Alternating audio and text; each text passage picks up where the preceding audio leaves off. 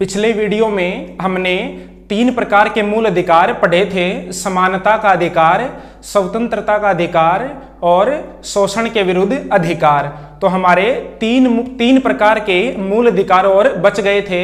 धार्मिक स्वतंत्रता का अधिकार, संस्कृति एवं शिक्षा संबंधी अधिकार और संवैधानिक उपचारों का अधिकार। तो ये पिछले वीडियो में हमारे 3 प्रकार के मूल अधिकार बच गए थे, उनको इस वीडियो में पूरा करेंगे। तो सबसे पहले देखते हैं धार्मिक स्वतंत्रता का अधिकार। धार्मिक स्वतंत्रता का अधिकार, धार्मिक स्वतंत्रता का अधिकार और धार्मिक स्वतंत्रता के अधिकारों का वर्णन 4 अनुच्छेदों में किया है, 25 से 28 तक। धार्मिक स्वतंत्रता का अधिकार आता है अनुच्छेद 25 से लेकर के 28 तक। तो अब इन चारों अनुच्छेदों को देखते हैं कि इन अनुच्छेदों में क्या क्या लिखा हुआ है। तो सबसे पहले देखते हैं अनुच्छेद 25। तो अनुच्छेद 25 में अंतःकरण की स्वतंत्रता, अंतःकरण की स्वतंत्रता प्रदान की गई है। यानी कि कोई भी व्यक्ति किसी भी धर्म को मान सकता है, किसी भी धर्म का पालन कर सकता है, उसको किसी भी धर्म को मानने की छूट प्रदान की गई है। अनुच्छेद 26, अनुच्छेद 26 में है धार्मिक मामलों के, धार्मिक मामलों के, धार्मिक मामलों के प्रबंधन की स्वतंत्रता, धार्मिक मामलों के प्रबंधन की स्वतंत्रता। और अनुच्छेद 27 है कि किसी धर्म की, किसी धर्म की अभिवृद्धि के लिए, अभिवृद्धि के लिए, अभिवृद्धि के लिए कर देने के लिए बाध्य नहीं किया जा सकता है। कर देने के लिए बाध्य नहीं किया जा सकता है। किसी धर्म की अभिवृद्धि के लिए किसी भी व्यक्ति को कर देने के लिए बाध्य नहीं किया जाएगा, लेकिन शुल्क लिया जा सकता है। क्या लिया जा सकता है? शुल्क। शुल्क का मतलब होता है फीस और कर का मतलब होता है टैक्स। तो किसी धर्म की अभिवृद्धि के लिए, किसी धर्म को बढ़ावा देने के लिए किसी व्यक्ति से कर यानी कि टैक्स नहीं लिया जाएगा, लेकिन शुल्क या फीस ली जा सकती है। अब देखते हैं अनुच्छेद 28। अनुच्छेद 28 में है धार्मिक शिक्षा देने संबंधी प्रावधान, धार्मिक शिक्षा संबंधी प्रावधान, संबंधी प्रावधान। तो इसमें कहा गया है कि राज्य द्वारा पूर्णतः पोषित संस्थाओं में धार्मिक शिक्षा नहीं दी जा सकती है। राज्य द्वारा, राज्य द्वारा पूर्णतः पोषित संस्थाओं में, पोषित संस्थाओं में धार्मिक शिक्षा नहीं दी जा सकती है। जैसे सरकारी स्कूल होते हैं, सरकारी विद्यालय होते हैं, उनमें धार्मिक शिक्षा नहीं दी जाती है, लेकिन ऐसी संस्थाओं में धार्मिक शिक्षा लोगों की सहमति से दी जा सकती है जो राज्य द्वारा मान्यता प्राप्त होते हैं। जो राज्य द्वारा पूर्णतः पोषित होते हैं, ऐसी संस्थाओं में तो धार्मिक शिक्षा नहीं दी जाएगी, लेकिन जो राज्य द्वारा मान्यता प्राप्त संस्थाएं होती हैं, उनमें लोगों की सहमति से धार्मिक शिक्षा दी जा सकती है। तो ये हो गया हमारा धार्मिक स्वतंत्रता का अधिकार, अनुच्छेद 25 से लेकर के 28 तक। अब है संस्कृति एवं, संस्कृति एवं शिक्षा संबंधी अधिकार, शिक्षा संबंधी अधिकार। और ये है अनुच्छेद 29 और 30। संस्कृति एवं शिक्षा संबंधी अधिकार दिया गया है अनुच्छेद 29 एवं 30।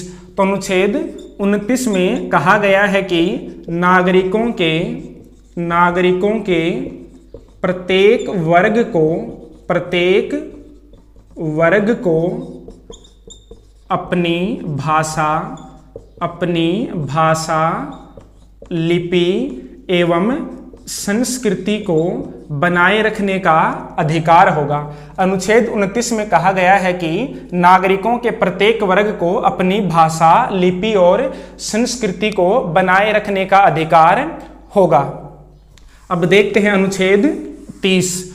तो अनुच्छेद 29 तो क्या है कि प्रत्येक जो नागरिकों का वर्ग है उसको अपनी भाषा और लिपि, संस्कृति को बनाए रखने का अधिकार होगा। और अनुच्छेद 30 में लिखा गया है कि अल्पसंख्यक वर्ग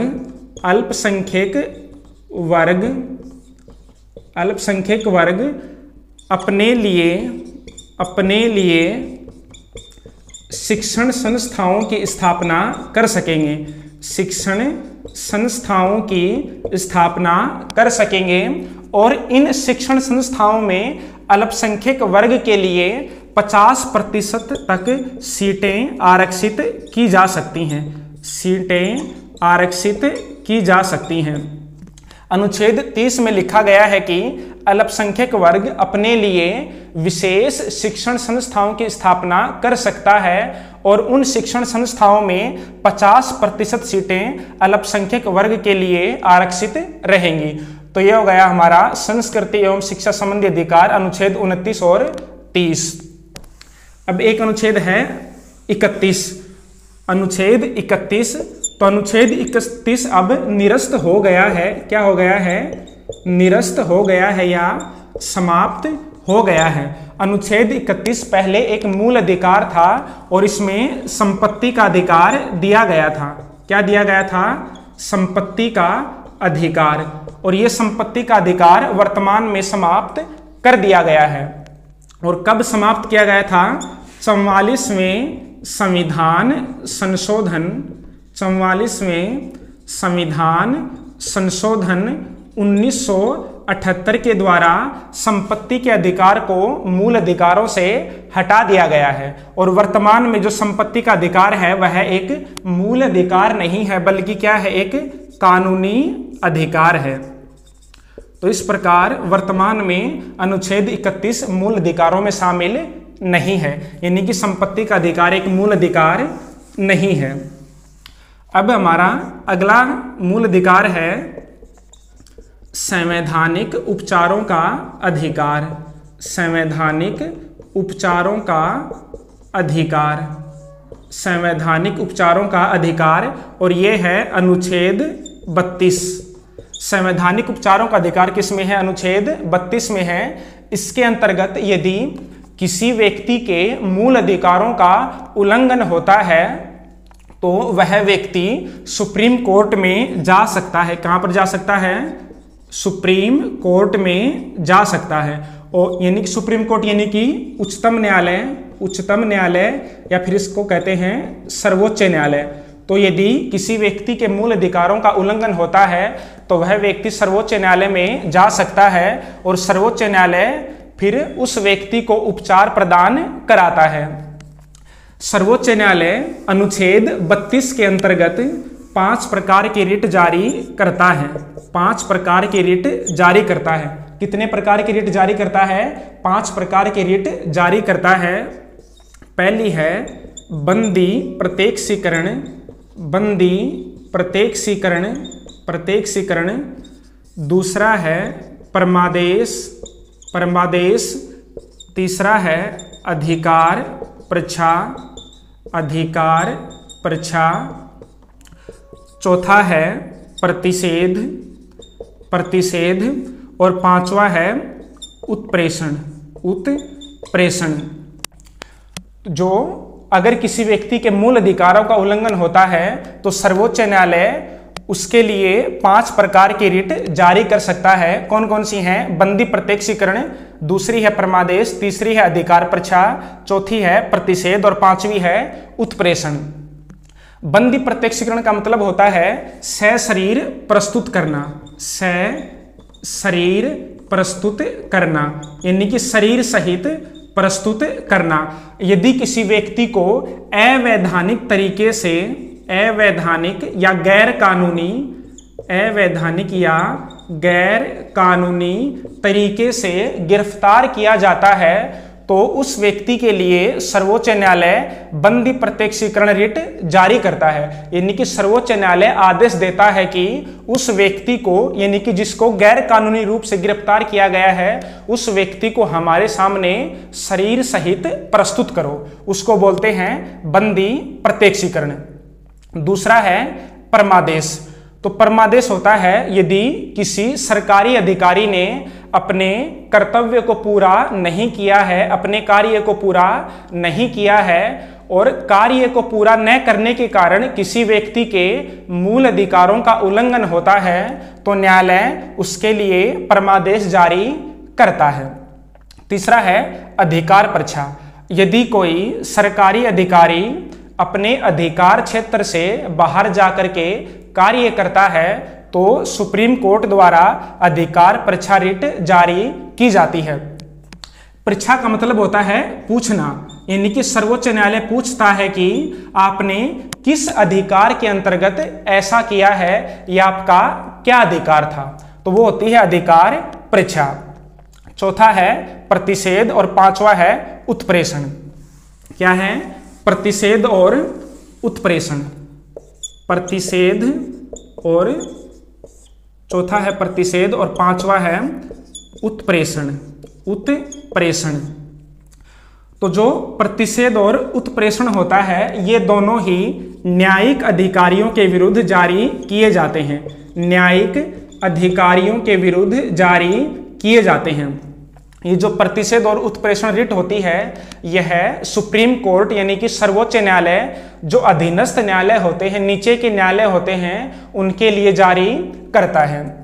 यदि जो अधीनस्थ न्यायालय है या जो न्यायिक अधिकारी हैं, उन्होंने अपने अधिकार क्षेत्र से बाहर जाकर के कोई कार्य किया है, तो उसके लिए प्रतिषेध और उत्प्रेषण रिट जारी की जाती हैं। बस इन दोनों में फर्क यह है कि प्रतिषेध तब जारी किया जाता है जब मामला विचाराधीन हो, जब मामला विचाराधीन हो, और उत्प्रेषण तब जारी किया जाता है जब निर्णय आ चुका हो, जब निर्णय आ चुका हो। तो उत्प्रेषण और प्रतिषेध दोनों ही न्यायिक अधिकारियों के विरुद्ध जारी किए जाते हैं। बस दोनों में एक फर्क होता है कि प्रतिषेध तब जारी किया जाता है जब मामला विचाराधीन होता है और उत्प्रेषण तब जारी किया जाता है जब मामले में निर्णय आ चुका हो। तो ये हो गया हमारा संवैधानिक उपचारों का अधिकार अनुच्छेद 32। अब है अनुच्छेद 33। तो अनुच्छेद 33 में है मूल अधिकारों में, मूल अधिकारों में, मूल अधिकारों में संशोधन करने की, संशोधन करने की संसद की शक्ति, संसद की शक्ति, यानी कि संसद मूल अधिकारों में संशोधन कर सकती है। अब है अनुच्छेद 34। अनुच्छेद 34 है जहां सैनिक शासन यानी कि मिलिट्री रूल, जहां सैनिक शासन लागू हो, वहां मूल अधिकार लागू नहीं होते, मूल अधिकार लागू नहीं होते। अनुच्छेद 34 में लिखा गया है कि जहां सैनिक शासन लागू होता है, वहां मूल अधिकार समाप्त हो जाते हैं या उनका निलंबन हो जाता है। और अनुच्छेद 35 में लिखा गया है कि मूल अधिकारों को प्रभावी करने के लिए, प्रभावी बनाने के लिए संसद कानून बना सकती है, संसद कानून बना सकती है। तो ये हो गए हमारे मूल अधिकार अनुच्छेद 12 से लेकर के 35 तक।